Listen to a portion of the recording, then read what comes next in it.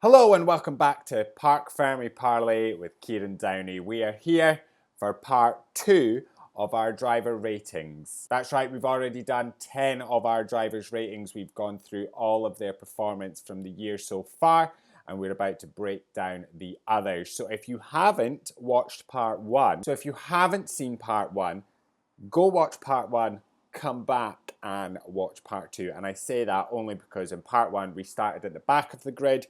We are half our way through and we are making our way up to the front with part 2. All right, now kicking part 2 off with Lance Stroll, who I'm giving a rating of a 5 out of 10. Now, currently in the driver standings, he's P10. He's having stronger performances this year than he did last in terms of qualifying, because qualifying's where he kind of struggles. So he is qualifying better compared to last year and is improving in his head-to-head against Alonso in terms of performance year on year. He's had a couple of decent finishes, P6 in Melbourne, P7 in Montreal, but he's just not consistent at all. And sometimes I just feel like he's playing the F1 game with no, there's no real consequences to anything that he does in terms of do you know when you can turn everything off in F1 so you can crash into a barrier or crash into another car and nothing really happens? There's no penalty, there's no damage to your car or anything like that. That's how I feel that Lance Stroll races. But that's obviously not how it works in real life because he crashed into the wall in Saudi Arabia, DNF'd. And then he had that wild crash with Danny Rick in China where he just wasn't paying attention at all. And he can say what he wants, but if you look at the onboard, he's looking at the apex of the corner, not in front of him, and just rear-ends Danny Rick and ruins Danny Rick's race. He obviously got a 10-second penalty. I do think he deserved actually a little bit more than that. But I find it difficult with Lance Stroll. I think he gets slandered maybe a little bit too much. And I think a lot of that is just because his dad owns the team. So he's probably guaranteed a seat in that team up until his dad's probably had enough funneling money into a team that's going nowhere and his son's never going to be a world champion. He's an alright driver. He's just going backwards. Yeah, I'm sticking with it. A 5 out of 10. You guys were not convinced at all, with the majority of you giving him a 1 out of 10. So there we have it, a resounding 1 out of 10 for old Lancey boy. Now moving on, Fernando Alonso, and I am giving Fernando a 6 out of 10. Now he's currently P9 in the driver's standings. He is not having the year I expected him to have. I'm going to say it's purely down to the car. Now I spoke about this I think after Imola, that I'm not too sure what that car's geared for, because last year Alonso was finishing races on the podium and Lance Stroll was finishing outside the points. Now, has the philosophy on that car changed where it's more suited towards Lance Stroll and Fernando's just really struggling with it? It's a weird position that that team are in, because if they are doing that, then why have they got Fernando Alonso as a driver? He is the star driver of that team. He is the more talented driver. He is the one that their best chance of points lies with. And the reason that I know that is because he scored 70% of that team's points. He obviously got penalty in Australia for that incident with Russell. I don't think it was his fault, to be honest with you. He also had that fantastic race with Sainz in China. He did obviously make contact with Sainz, ended his own race and got penalty for that, and had probably one of the worst races in Imola. And unfortunately, right now I just don't really have much else to say about Fernando.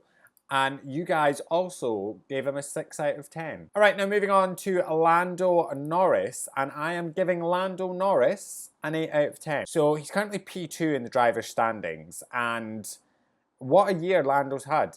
He took his first race win in Miami, which was brilliant. He's narrowly missed wins in Imola, Canada, and Spain. He obviously had that incident with Verstappen in Austria, which then meant he DNF'd. Well, I mean, he was actually classified because he had finished over 78% of the race. And then there was obviously that whole incident with Lando and Piastri in Hungary, which I'm actually not going to get into because I've discussed it at length already and I'm tired of discussing it. Coming into this season, I wouldn't have said he was the number 2 driver on the grid because there was still a few little kinks that McLaren are working out.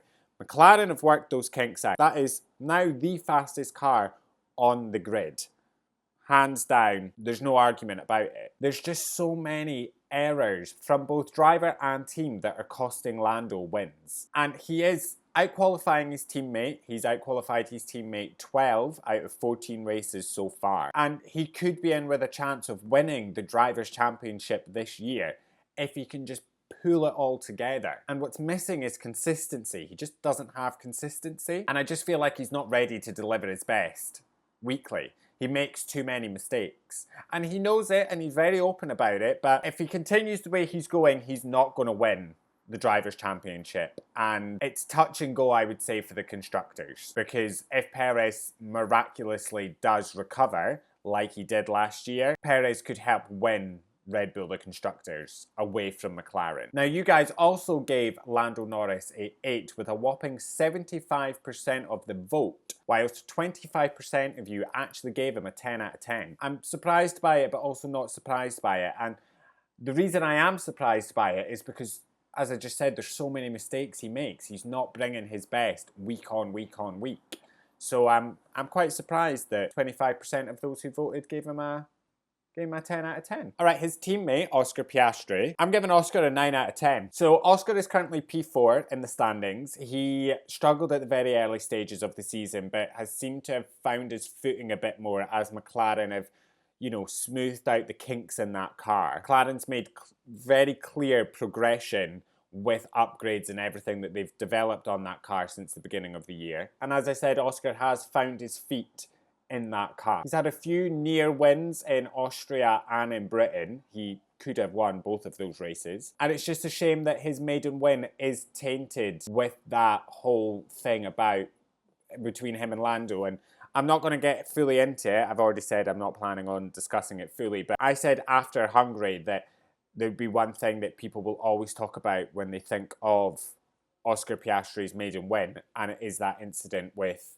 Lando Norris, and that's what people will talk about, and I've just proven myself right because here I am talking about it. What I will say is it's very clear that McLaren don't know who their number one driver is, and I don't think they're willing to choose a number one driver between Oscar or Lando. And I'll say that Oscar does need to polish a few bits and round a few edges to be a more well-rounded driver. There is a few things that he needs to work on just to get a bit better, but I don't think it'll take him very long. He's learning very quickly. As I've said before, there used to be an issue with him and his tyres, and now he's learning how to manage his tyres better. It's all these things. He's just finding what his issues are and fixing them, and he could very well be a number one driver at a team very, very quickly. And I do not doubt that there is far more Grand Prix wins in Oscar Piastri's future, and dare I say it, a world championship. He's got a very level head. He's a great driver, he's got brilliant skill, and I think a lot of the time his driving is just consistently better than Lando Norris's. So it will be interesting to see how things go over the next 10 races and next year when there's not going to be drastically different machinery. Field is ever closer. I think we've got a few more race wins from Oscar Piastri this year and quite a few next. All right, now you guys also gave Oscar Piastri a 9 out of 10 with 50% of the vote. Just before we move on, I will say I don't think anyone's raced a solid 10 out of 10 race this year, or has a 10 out of 10 performance this year, to be honest with you. Carlos Sainz. I'm rating Carlos Sainz an 8 out of 10. Now, he's currently P5 in the drivers' standings. Now, that is obviously with one race down. He obviously missed Saudi Arabia because he had appendicitis. He then bounced back beautifully in Australia and ended up winning the race. I would like to have seen how Australia would have gone had Max not DNF'd. I would like to have seen that race pan out, but it just wasn't on the cards, and just a great win for Carlos Sainz. It was a lovely moment. I feel like everyone just came together and it was such a joyful moment in this year. I will say I think Carlos is doing a much better job than Leclerc, and that, I wouldn't know, it doesn't upset me. I am obviously a Charles Leclerc fanboy till I die, and I can admit that Carlos is outperforming Charles Leclerc this year. And I do feel bad for Carlos because obviously he's going to Williams next year, so he's not going to be fighting for podiums and race wins and all that kind of stuff. He's at best fighting for a P9, P10, as I said in my Carlos Sainz goes to Williams reaction video. And it makes me feel bad for him a bit more that Ferrari have almost slipped back a little bit this year because his ability to fight for those positions has dwindled a little bit, even though Ferrari hopefully are bringing it back. And I'm excited to see the next 10 races with Carlos still in the red overalls. I will be very upset towards the end of the year when he heads to Williams at 2025, but I'm going to enjoy Carlos for the rest of the year. You guys gave Carlos a 7 out of 10 with 50% of the vote. All right, now moving on to my homeboy, my main man, Charles Leclerc. I'm giving him a 7 out of 10. He is currently P3 in the driver standings. He was P2 and then sat a good few races outside the points. I don't want to talk about it. A brilliant start to the season. We were doing podiums, we were having a nice time, we won in Monaco, and then it just all kind of fell away, and he has had quite a frustrating year so far, more frustrating than I expected. As I said, he sat outside the points in Canada, Austria and Britain. He does make more notable major errors than Carlos Sainz, and that's why I say Carlos is performing better than him. But I would say he still has an edge. Over Sainz in quali and on their one-to-one battles. I'm hoping that Charles can get a few more points in the bag and just see off the next 10 races good. I can't do any more DNFs or sitting outside the points or getting lapped. Can't do any more of that. I need him to be up there a little bit, please. Preferably on a podium, preferably a race winner. And yeah, 10 more races and then it'll be Leclerc-Hamilton as the driver pairing, which is going to be absolutely insane. I don't even have words to describe my emotions and feelings about a Leclerc-Hamilton pairing. I am obviously ecstatic by it. As I said, I'm going to enjoy Carlos for the next 10 races. I'll be devastated to see. I feel like a child of divorce with these two splitting up. But yeah, we've had some good years. And you guys also gave Charles Leclerc a 7 out of 10 with a 37.5% of the vote. So 12.5% of you gave him a 9. I'm going to say those people that gave him a 9 are thinking about those days back in Monaco. I think that's what you're reminiscing of. And I actually probably guarantee that one of them is my friend Campbell, who's definitely given him a 9 out of 10. Campbell, has that been you? I bet you it has. All right, moving on to George Russell, who I am giving an 8 out of 10. Now, he's currently P8 in the driver standings. I think this year is trying to prove he can lead Mercedes in the post-Hamilton era. I think he's trying to prove he can be that #1 driver, and he's facing quite a lot of pushback on that from inside the call's coming from inside the house. Toto Wolff's never done saying that he thinks Kimi Antonelli is going to be the future and the leader of Mercedes. So George Russell's part in this team confuses me, because I would fully believe that you'd be saying George would be the future, no? I don't know, he has actually had quite a good year. He's bettered Hamilton in quali 10 times out of 14. He obviously had that crash in Australia, which the onboard radio of that is very distressing, and actually I can't actually listen to it, I can't watch it. Did let victory slip away from him in Canada. He should have won Canada. He had a very opportunistic win in Austria. He was obviously just there to pick up the pieces from the squabble between Norris and Verstappen. He obviously had an unfortunate DNF in Britain and a disqualification in Belgium, which have skewed his championship standings. I still feel bad for him after that race. My God, my heart goes out to him. What a shame. He is a good driver. I think he might still win a race again this year. I hope he does after the disqualification in Belgium. But I'd be interested to see how he can do the rest of the year, because as I said, he is, in terms of qualifying, outperforming Hamilton. I think in the races it's a little bit different. He has had obviously a DNF and a disqualification, but I do think George is a good driver. He's a well-rounded driver. He makes some pretty ballsy choices. I think all signs point to him lining up with Antonelli next year. So he will be the lead driver. He will be the #1. But in my eyes, that's what makes sense. But do Mercedes see something different? I don't know. I'll be very interested. But you guys also gave George's performance so far this year a 7 out of 10 with a whopping 50% of the vote. Now, Lewis Hamilton. I'm giving Lewis Hamilton a 7 out of 10. Currently P6 in the driver standings. He is obviously in his final year with Mercedes. Quite a weird season. It did take him 10 races before he got on the podium this year, and his first podium was Spain. He had an incredibly emotional victory in Britain, which still brings some tears to my eyes. And then he obviously inherited the win at Spa, which, can I say, I'm so glad Lewis Hamilton won in Britain, because if that had been the first time he'd won since 2021, my God, it would have been the most underwhelming thing on the entire planet. As I said, he's had a very mixed season so far, and I think that a lot of that was down to the car. We obviously know Lewis is a phenomenal driver. He's the greatest driver of all time. And I do think that a lot of his poor performance at the start of the year was down to the car. And when people are saying, oh, Hamilton's washed, shut up. Like, just actually hear the words that are coming out of your mouth.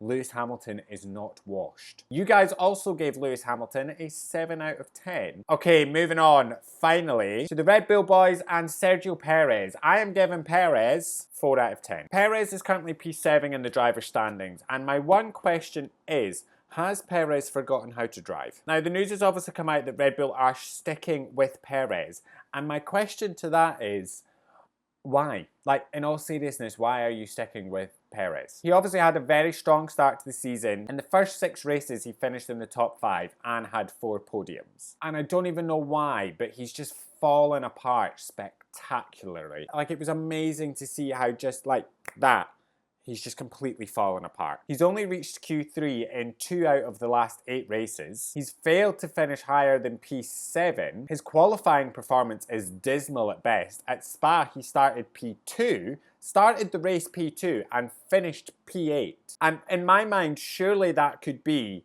the final straw. As I said, he's fallen apart spectacularly. Red Bull have given him a 2-year contract extension. He's continued to perform shockingly bad, then finishes P8 in Spa. Surely at that point you would say enough's enough.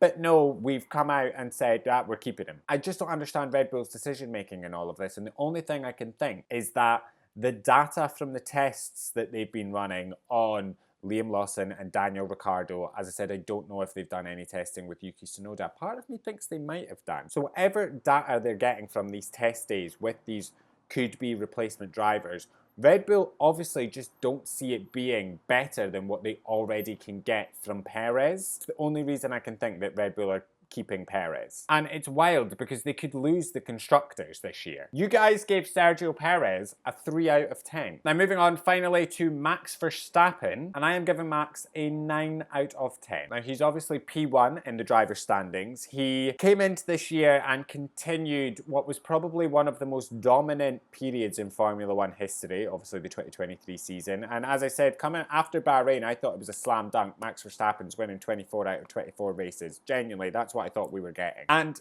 it's been nice to see that Verstappen's finally finding himself challenged at last. He obviously had a DNF in Australia. He managed to scrape a win in Canada and in Spain. More recently, he is showing clear signs of stress at not being the fastest, about that Red Bull not being the fastest car. He's gone the past 4 races without a victory, and that hasn't happened since 2020. He's obviously not racing perfectly, and we could see that in his defensive tactics against Norris. You can see him not being an all-round perfect driver, especially when it came to his radio communications in Hungary and just the complete meltdown he was having. He would have probably won in Belgium had he not had that 10th place grid penalty. It's just a very mixed bag of a season for Verstappen so far, and it's proving that he's not invincible and that Red Bull is beatable. What I will say for Verstappen is his qualifying performance is absolutely stellar, second to none. And yeah, he's not driving perfect. Had this been 2023, I'd have maybe given him a 10 out of 10. He's not driving perfect, and so yeah, he's lost a point. It's a 9 out of 10. You guys actually also gave Max a 9 out of 10 with 75% of the vote. And that is everything from us for our mid-season driver ratings. We will be back pretty soon. We've got some bold predictions to make for the rest of the year. But yeah, as I said, that's everything from us. I hope you have a lovely rest of your day, and we will see you soon. Love you, bye!